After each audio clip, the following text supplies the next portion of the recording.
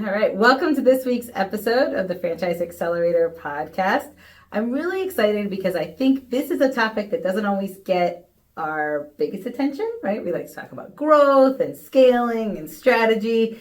But this week, what we're going to focus on is going back to basics a little bit, right? Really looking at walking through your weekly cash process and what has changed in the last few years in hospitality as it relates to cash flow. So one of the first things that's changed is technology, right? Point of sale. If you think about the number of ways you can sell your product today versus 5 years ago, you have third party, catering, you have point of sale, online orders. You're doing merchandise. To go alcohol now is becoming, legal in a lot of areas that wasn't before. So. Right. So you think about that from a standpoint of probably 5 years ago, you maybe had a point of sale system, right? They were around. You had your merchant fees. That was a big deal. Like, how much are they charging you for merchant fees, right? Before third parties charge like 30%. Right. 3% was at one point a big deal, but now that's sort of under the bridge. Right, but other than that, you had like your cash collections. Somebody took the cash at the end of the night. They dropped it in the safe. Yeah. And that was it, right? We really didn't have to do much outside of just making sure the safe added up, and then we were done. Fast forward to today. It's a lot different. There's more than just a credit card and a cash line on your drop, probably. There's tip outs now, and there's different states have different regulations when it comes to how you can give tips, whether it's on a paycheck, not on a paycheck. So there's so many different parts at third party, how they get it. It's changed so much so rapidly. I think that's what we see now is. Which is why I think it's so important that there's no one size fits all anymore. I mean, it used to be, especially when doing like hospitality accounting, I know for myself, it was, again, everybody was pretty much the same. Outside of merchant fees and making sure that you saw the monthly charge that was the merchant fee, pretty much everybody was in line with everybody else. Right. Now, every restaurant is different, right? The setup, the point of sales have allowed a lot more customization than ever existed before. And then deciding to use one third-party app. I'm going to use 3 third-party apps. I'm going to use one app that then splits and goes all 3, right? Yeah. I mean, we've had some horror stories in the last 2 years of, people that didn't even know if they were getting their third-party payments, right? Or I'm using this catering place and that deposits, but I don't even know what they deposit. I mean, it's a mess. So if you feel like yours is a mess, you're not alone. But what we want to do over the next few weeks as we get to the end of the year is just figure out the new reality of your cash process. And I think a place to start would be sitting down with your manager, right, GM in most cases, and probably walking through one daily sales report. Yeah, I think as the owner, I think what we see probably too far often is they don't really know the process anymore. Yeah. I know I sell a burger and fries, and I know eventually it ends up in a bank account. Right. But is it the whole percentage? Is it part of the percentage? Is it right? And we don't know. And I think, like Ann said, if you just break it down from one day, we can really start figuring out what does that look like on that one day after third-party fees, after all these other things happen. How does it eventually get to your cash bank account? And does it match? Yes, exactly. And I think the other part, too, as more and more data is thrown at us every day, we rely on that data. I think one thing that is eye-opening is to say there was a time where you would have taken that daily sales report and probably recorded it somewhere, whether it was a log or just, your own. There was a time you wrote down your bank deposits, right? Yeah. But that time is gone, right? Everyone just looks now, okay, that's daily sales. Like, that's what it tells me I should have collected in cash, and I'm done. If they look at all, right? Maybe I'm going to look for a week, I'm going to look for a month, and just kind of eyeball it. But I think what's lost in that eyeball is opportunity for team members, whether it's error or whatever it is, for there to be mistakes. Exactly. Whether it's malicious, whether it's just carelessness, or whether it's maybe a third-party fee not coming in correctly. There's so many ways that it could break down. And I think that's what we've seen, that a lot of times we don't get involved until it's after the fact, right? Someone's missing now thousands of dollars and they're not sure where it is. Yes. And then it's, all right, let's start looking at the process.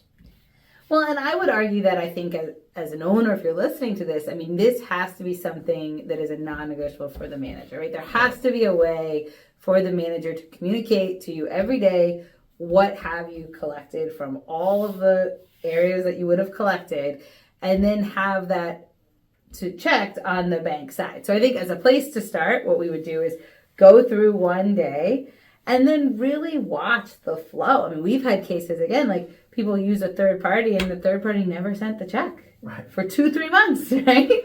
And they say, well, oh, how do you know that for sure? Well, a lot of times it's just a connection that was wrong. Right. The, information wasn't coming in correctly. And the truth is every third party relationship with every restaurant is different. So some might pay you once a week, some might pay you twice a week, some might pay you every 10 days. Sure. So this is where, again, the expectation of the manager would be, you need to know, right? If you're the manager and you're selling your stuff on DoorDash, you need to know when DoorDash pays, what is the fee. I mean, how many times do we get, I don't even know what they charge now. The whole other discussion because exactly, or they think they know and they don't. Yeah. And we just break out the math and it's like, no, you just told me you raised your prices 30%. It's only 12%. Right. So in that case, going to the cash side of it, how would you know what you're getting in? You don't even know what they're taking out. And it kind of wraps around now that some of the other, say, third parties are doing stuff with catering. Right. So now there's a whole other process sometimes on the catering side of it because it's going through another funnel to get to your POS. And that's where I think, your manager's there every day, right? And I would say, whether it's the owner or the accountant or CFO, your manager's there every day. They know how to access that platform. So they need to look at it just like it was another point of sale. Because the other thing we've seen is, do they pay sales tax? Do they not pay sales tax? Right. It's a big deal. The credit card fees out of the third party. Right. A lot of times the third party pay those fees for you, which is an advantage. But again, not knowing, you're not going to be able to circle back to check that it's all a match because you don't even know what number it should be. You don't know the right number. Right. So how are you going to validate that it's right? We don't even know what it should be.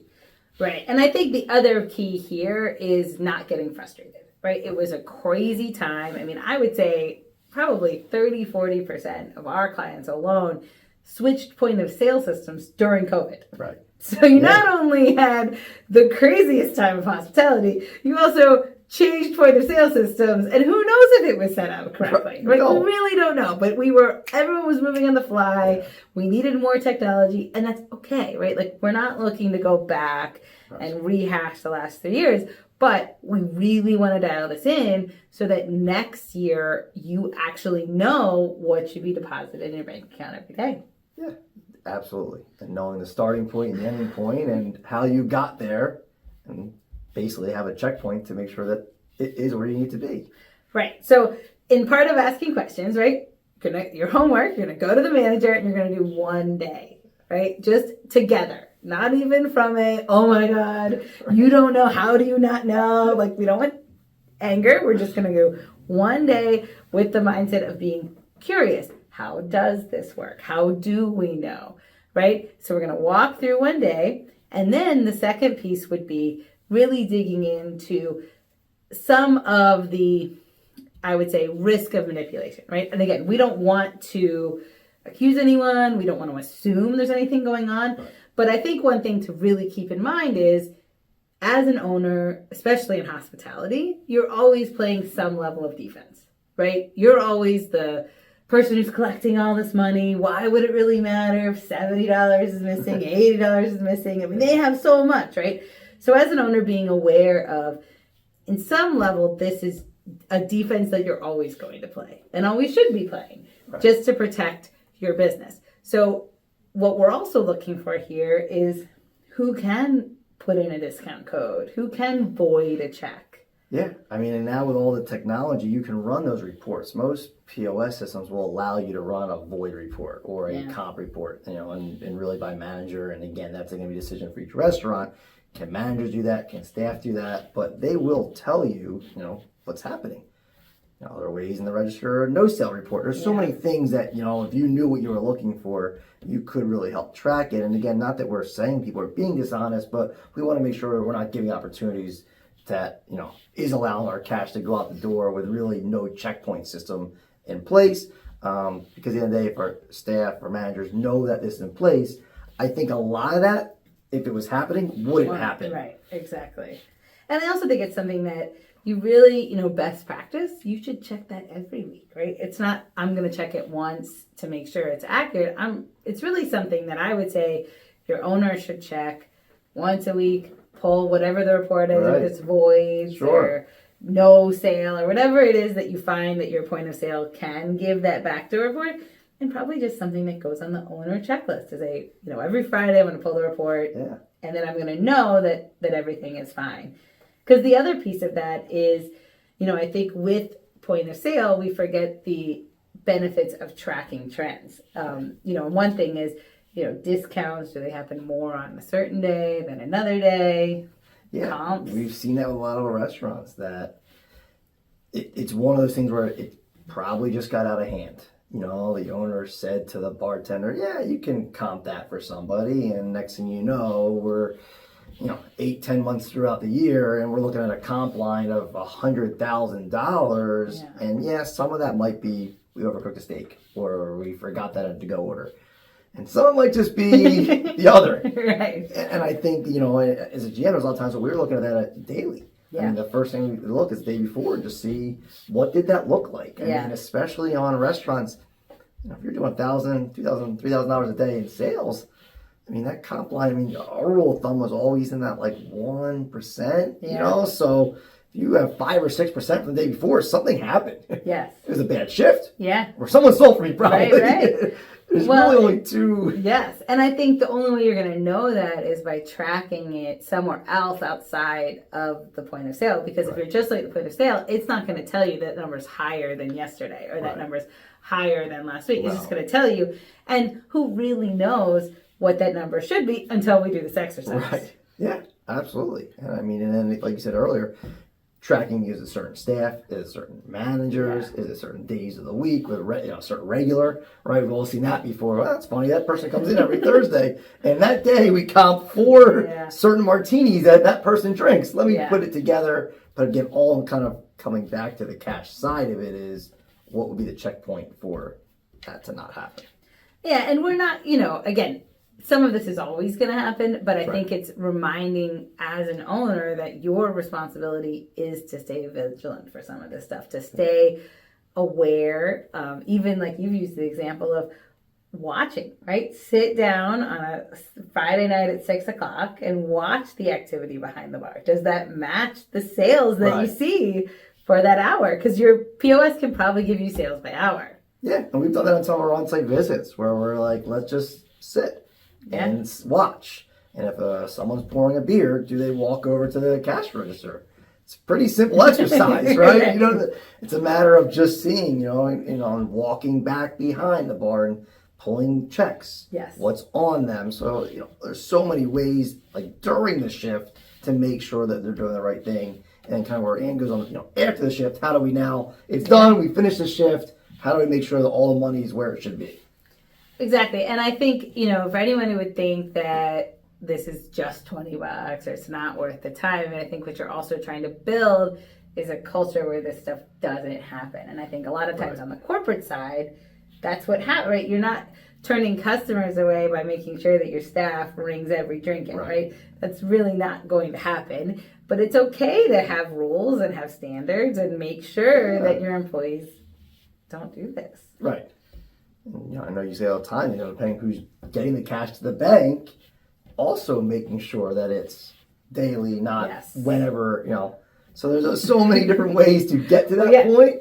Exactly. Because that's our other rule is setting you up for success and understanding your deposits. So, as you kind of investigate your point of sale, as you investigate the different areas, it's a good time to also investigate your pricing. So many times you've seen where your pricing just isn't set up correctly. Right. You don't have it 20% higher, 30% higher to offset the fee. So this is a great time to look at that. Again, looking at the sales tax. Are they collecting sales tax for you? If they are, does the person who's paying your sales tax know that? Right. Sometimes that's not, not happening.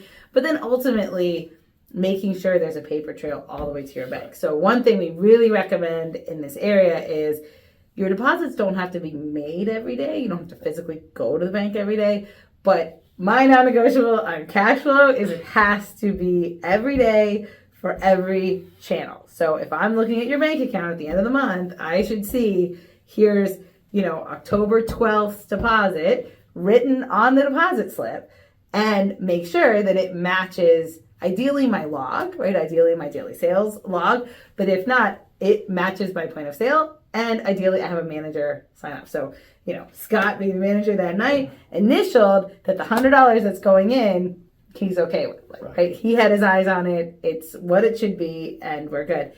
Because otherwise, it's impossible on the accounting side to ever know, right? Like you might deposit 7 days at one time. How do I know what 7 days they are? You just have no idea. So that to me sets you up for success. And then I think the other part of that is really making sure your team isn't just grabbing cash to go buy something. Yeah, and we've actually seen that a lot with, having a system set up for, again, we come back to all these POS systems now, you can just do a paid out. Yeah. So you can do a paid out of a cash drawer. So have the receipt, have a paper for what it is, put it in there, and pull it out. Yeah, there might be every once in a while something that would be higher than they would have cash for in the drawer. Your ice machine's down, they had to go buy, $500 in ice. Okay, yeah. That's the one-off that we maybe had to write a check, or maybe we had to do something that we don't normally do. But 90% of the time, we ran out of strawberries. We're running over to the supermarket. Oh, we ran out of a to-go container. We ran over to, the depot. So I think as you build your systems, think about what would cover like 95% of what your staff and managers need, and build it that way, not just, petty cash drawer. Like there's really no reason for a petty cash drawer. If you have a safe, that should be pared to a certain number, and your cash drawer should be pared to certain numbers, and that's how you work out of. Exactly. And I think the other part of that is making sure that it's monitored, right? So if there's a way to put paid outs in a system, that someone's reviewing that, right? Because that's a really easy way to make my deposit less is a paid out. So we want to make sure that, again, not that we want to think this way about our employees, but again, it's that defense, right? Just making sure, would it be something that somebody could do? Maybe they're not going to do it. Maybe it never happens. But would it be possible for me to manipulate my deposit by putting in a paid out and nobody would know? Yeah, you're you're really looking to protect them from doing something that they shouldn't do, right? And you never want to lose your best server, your best cashier, or your best somebody because you caught them doing something that if you had a system in place, they wouldn't have done. Exactly. So that's your homework for this week. And we think this is a really important lesson. So if you have any questions, check out our website. We have resources to help you with this. But before the end of the year, we don't want to look backwards in anger, but we want to dial in our cash and make sure that we have a weekly cash process going into next year. Thanks, Scott. Another great episode. My pleasure.